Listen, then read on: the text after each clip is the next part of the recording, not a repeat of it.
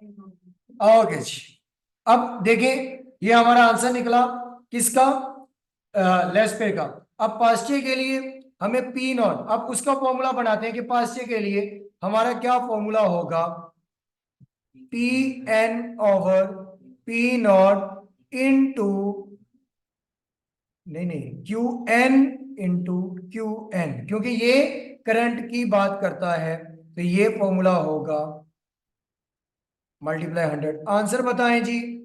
अब यहां पर पी एन क्यू एन कितना है, यानी कि करंट 72 और बेस में जाएगा 73, 72 डिवाइडेड बाय 73 इंटू 100, आंसर 98.63। ये लेस पे भी कर लिया, पास्चे भी कर लिया। अब क्या होगा, अगर हमने पिक्चर करना है तो geometric mean of Laspeyres and पास्चे,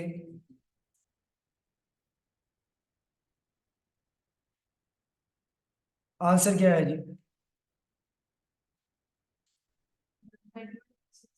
91.61। देख लें, क्योंकि यहां पर मैंने क्या किया है, डायरेक्ट किया है।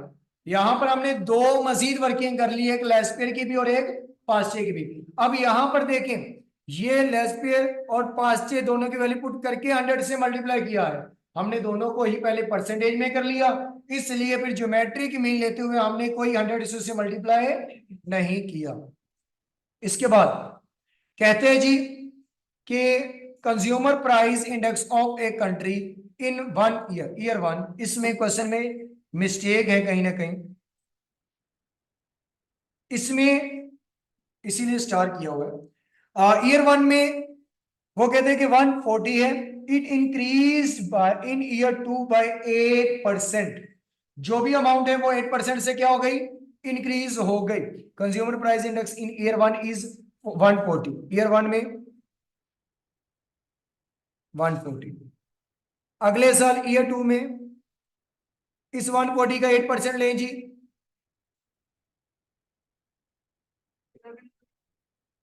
जी तो ये इसमें ऐड कर दें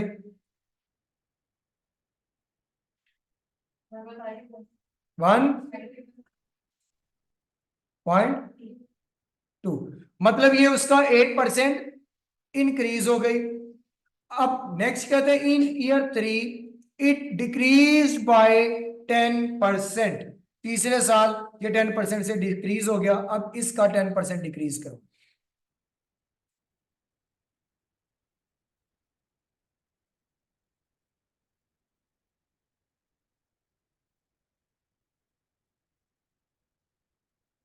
ये 10% से डिक्रीज हो जाएगा तीसरे साल के लिए, तो आंसर लिखवाएं 136.08। देख लेते हैं जी,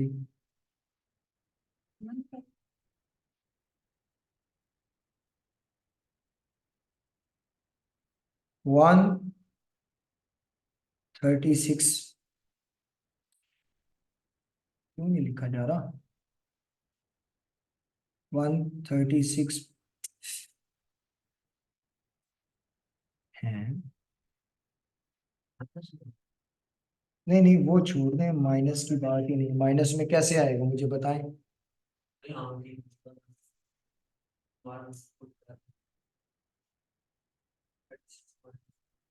08, चौथे साल क्या होते हैं जी, वो कहते हैं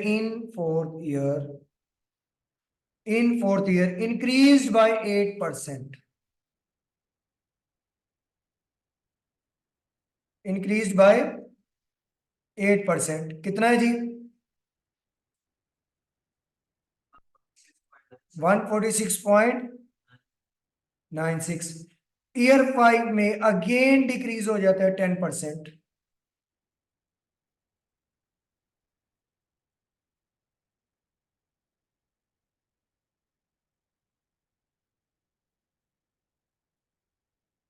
132.26। आखिरी साल पर कितनी अमाउंट पड़ी है, 132.26, मतलब सही हम पहुंच आए 132, इसका आंसर होगा।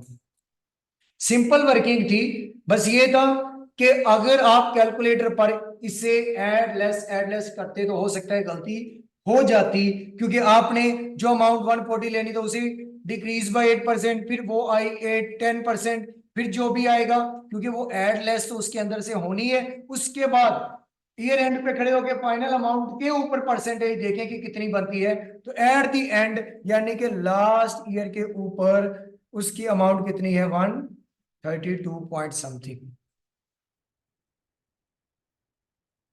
फिर आते हैं जी प्राइस बैग 2008 को बेस ईयर रखें और सिंपल इंडेक्स निकालें, जैसे अभी हमने निकाला। अब सिंपल इंडेक्स आपने इसको रखना है, इसका तो 100 है, बाकी आप निकाल लें। मैंने मुश्किल काम मैंने कर दिया है, आसान अब आप लोग कर लें। इसमें क्या होगा, 3000 डिवाइडेड बाय 3500 मल्टीप्लाई 100, यहाँ पर 3800 divided by 3500 multiply 100, 5000 divided by 3500 multiply 100 और 4300 डिवाइडेड बाय 3500 मल्टीप्लाई 100, 85.71। देखें यहां पर भी ऑप्शन में, यहां पर भी ऑप्शन में, यहां पर भी अभी तक पहले पहले ऑप्शन में 85.71 है, उसके बाद यहां पर भी 100, यहां पर भी, यहां पर भी, तो यहां पर 100 भी दोनों में है। इसके बाद वाला डिसाइड करेगा, बल्कि उसके भी बाद वाला डिसाइड करेगा। 108 इधर भी, इधर भी और इधर भी। इसके बाद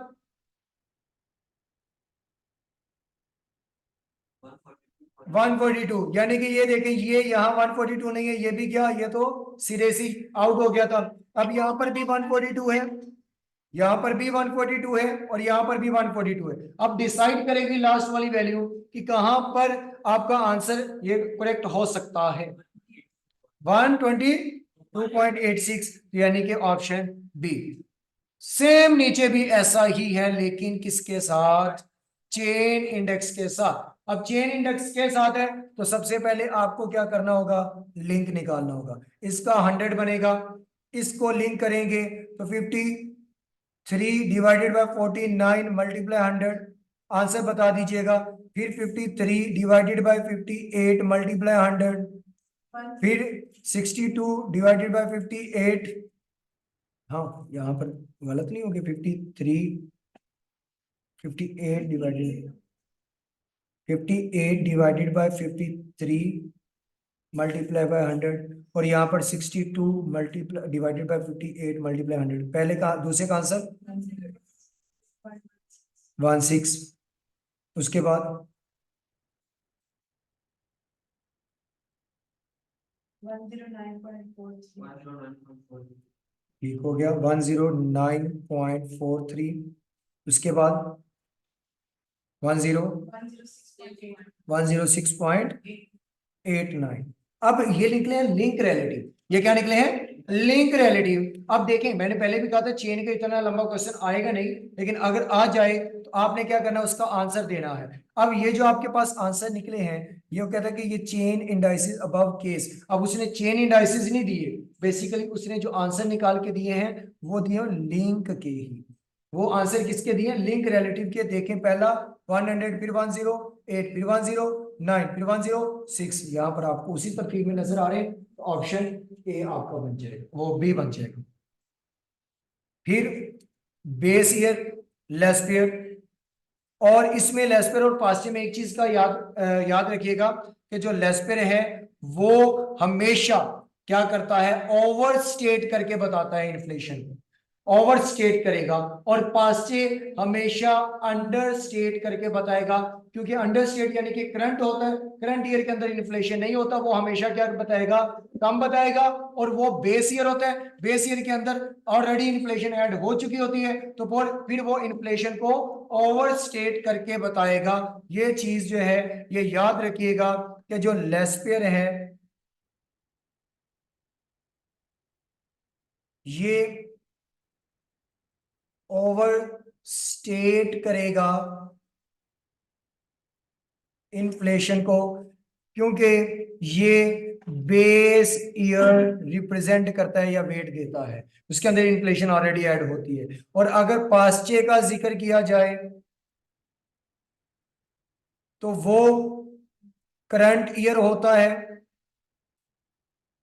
करंट ईयर के साथ बेस देता है, और ये सॉरी वेट देता है, और ये बेस ईयर के साथ, तो ये क्या करेगा, अंडर स्टेट करके बताएगा।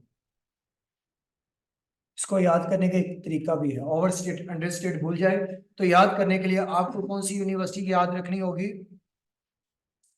कौन सी यूनिवर्सिटी याद रखनी होगी, पंजाब यूनिवर्सिटी। पास्चे अंडर स्टेट करेगा। अगर ये भी और साथ ये भी याद रखना है कि करंट रखेगा या बेस सबमिट कर दो सीपीयू। हाँ, याद करने के लिए ना, पंजाब यूनिवर्सिटी आपका क्या है जी, पास्चे अंडर स्टेट। अब पास्चे देगा कौन सा, बेस कौन सा देगा, सीपीयू यानी कि करंट। अब तो मतलब ये टॉपिक भी है।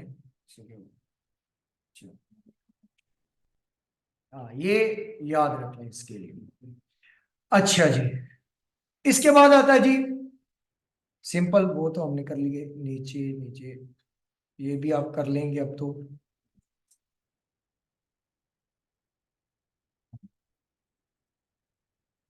इसमें क्वेश्चन इतने से ना ना नहीं नहीं,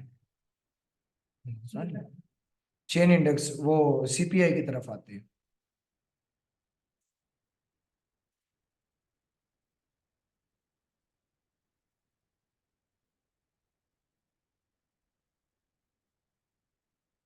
सीपीआई,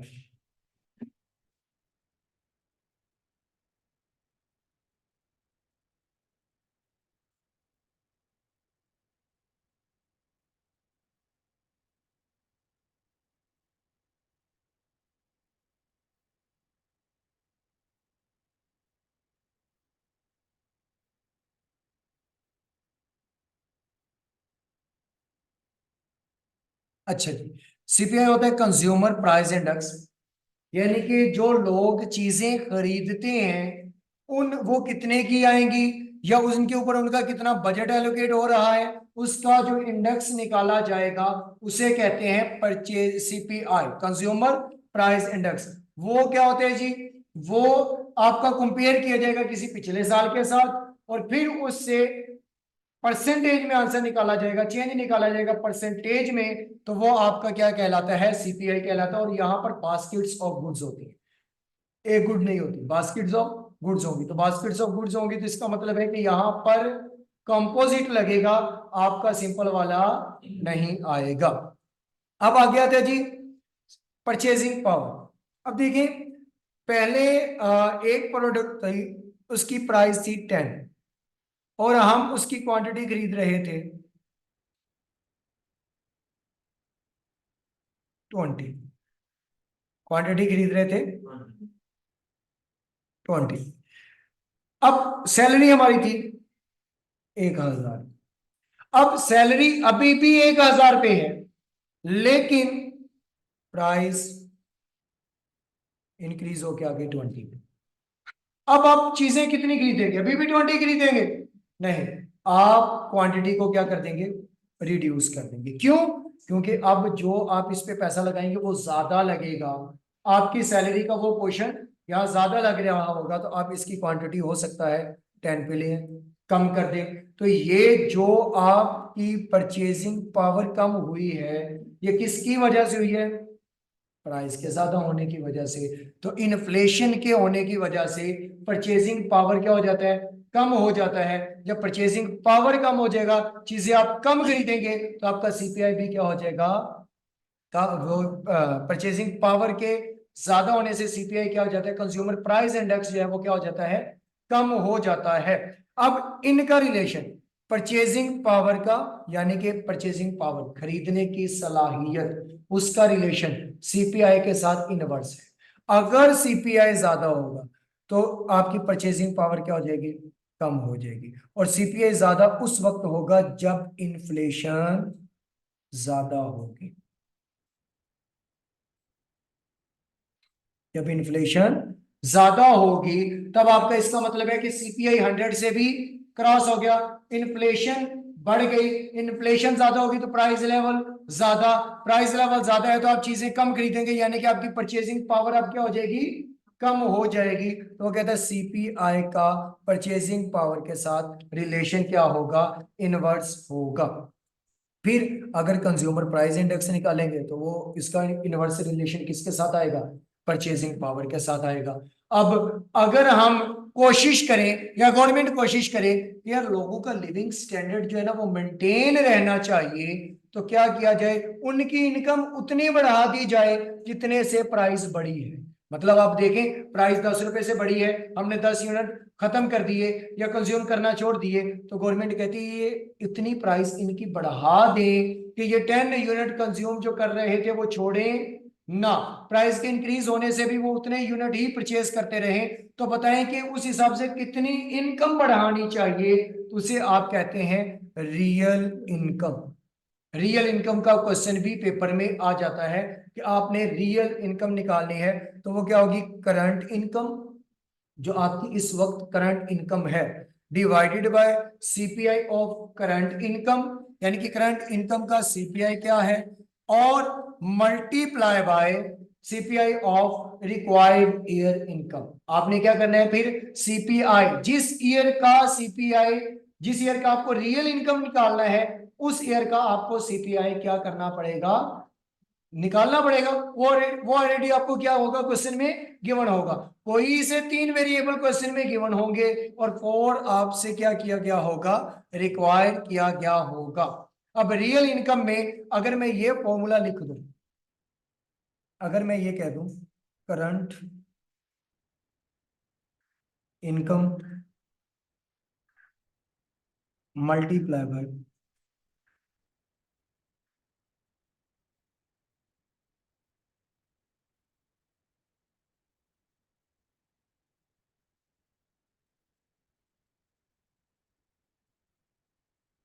हो सकता है ये नहीं, हाँ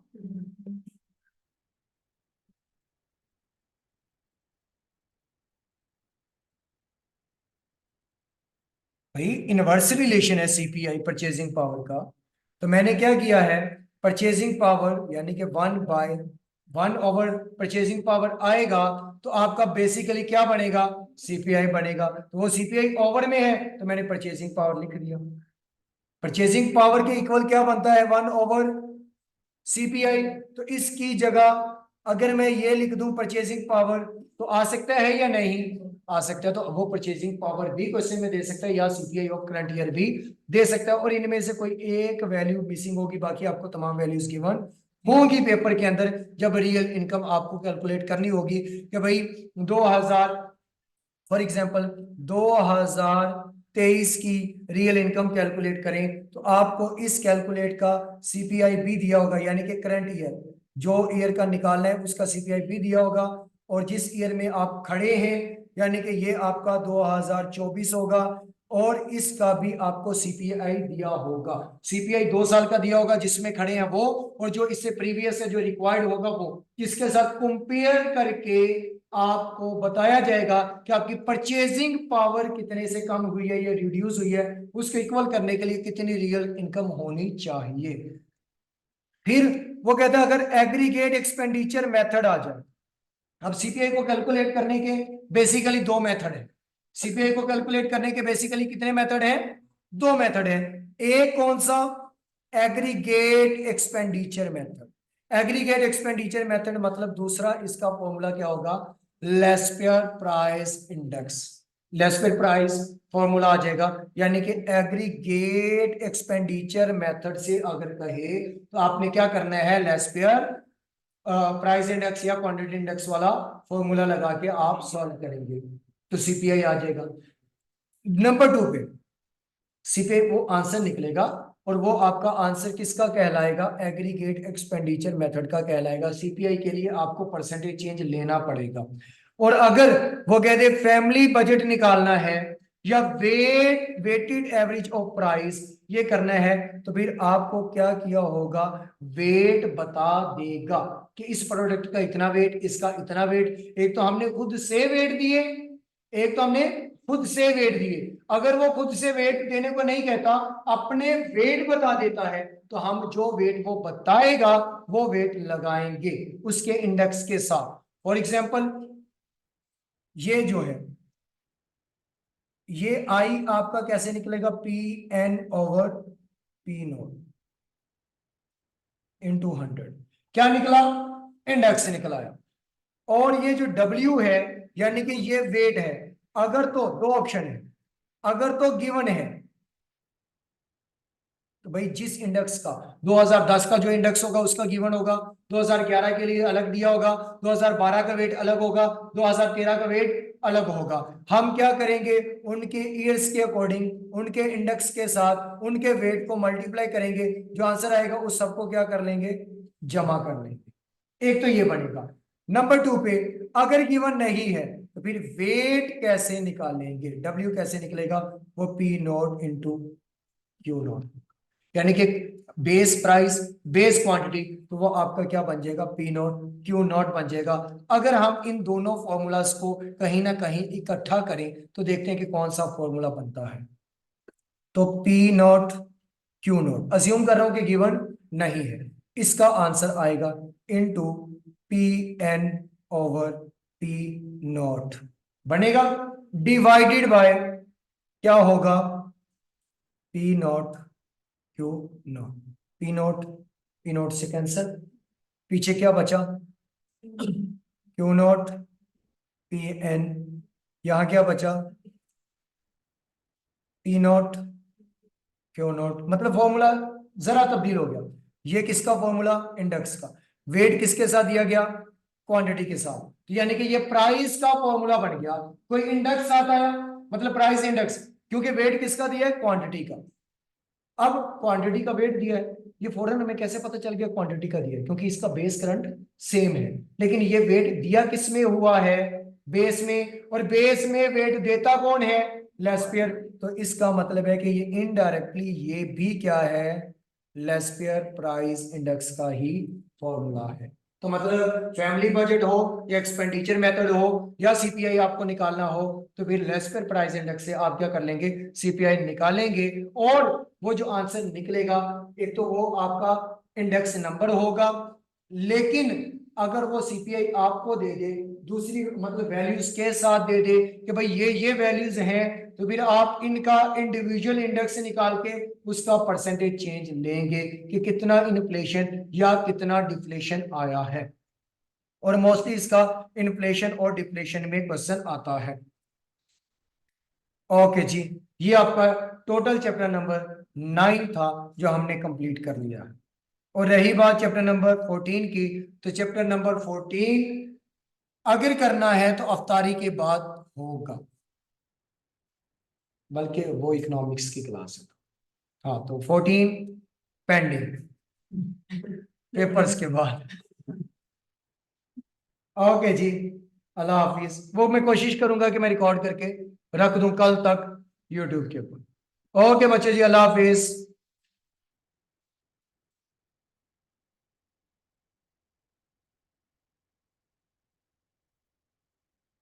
सबसे पहले मीटिंग बंद।